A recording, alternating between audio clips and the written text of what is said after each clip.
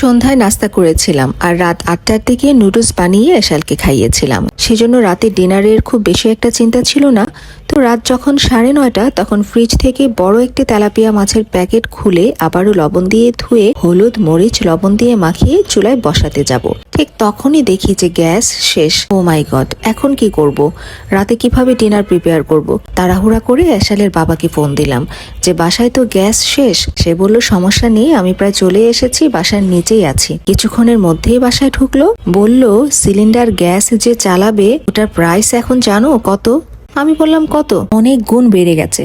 তারপর তাকে ফোন দিল যিনি আমাদের বাসায় গ্যাস সিলিন্ডার দিয়ে যায়। ফোনের ওপাশ থেকে শুনতে পাচ্ছিলাম বলছিল যে আমার দোকানে তো দূরের কথা, পুরো এলাকাতেও সিলিন্ডার গ্যাস খুঁজে পাবেন না। ও মাই গড, এখন কি হবে? দেন এশালের বাবা বলছিল ওসব পরে ভাবা যাবে, আগে নিচে চলো রাতের খাবার খেয়ে আসি, আদারওয়াইজ সবকিছু বন্ধ হয়ে যাচ্ছে। তড়িঘড়ি করে নিচে নেমে পড়লাম এবং মিষ্টি বাড়িতে পৌঁছতেই দেখি রাত 11টা বেজে গেছে। তেমন কোনো ভালো খাবারও পেলাম না। বাধ্য হয়ে অপছন্দের আইটেম দিয়ে রাতের খাবারটা সেরে আসলাম।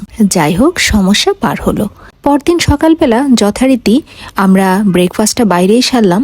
আর যাওয়ার সময় বলছিল দুপুরে লাঞ্চটা তুমি এশালকে নিয়ে বাইরেই করে নিও, আর রাতে আসি তারপর দেখা যাবে। তাই হলো। রাত 8টার সময় যখন বাসায় ফিরলো, হাতে দেখি দুটো প্যাকেট।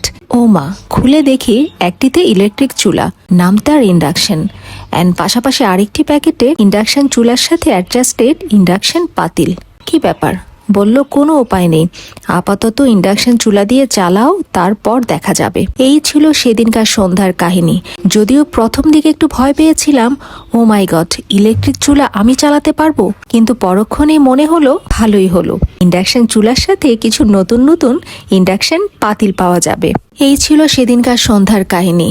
সেদিন হতে এই কয়েকদিন যাবৎ এই চুলাতেই চালাচ্ছি। যদিও মন ভরে রাখতে পারছি না, একটু প্রবলেম ফেস করছি। আর সবচেয়ে বড় প্রবলেম যেটা, শুরুতেই তো আর একসাথে এতগুলো পাতিল কেনা যাবে না। ওই একটি পাতিল আনলো, ওই একটি পাতিলে আমি বারবার চেঞ্জ করে রান্নাগুলো করতে হচ্ছে। এটাতেই ভাত রান্না করছি, চেঞ্জ করে আবার এটাতেই তরকারি রান্না করছি, চেঞ্জ করে আবার এটাতেই ভাজি করছি, এই আর কি।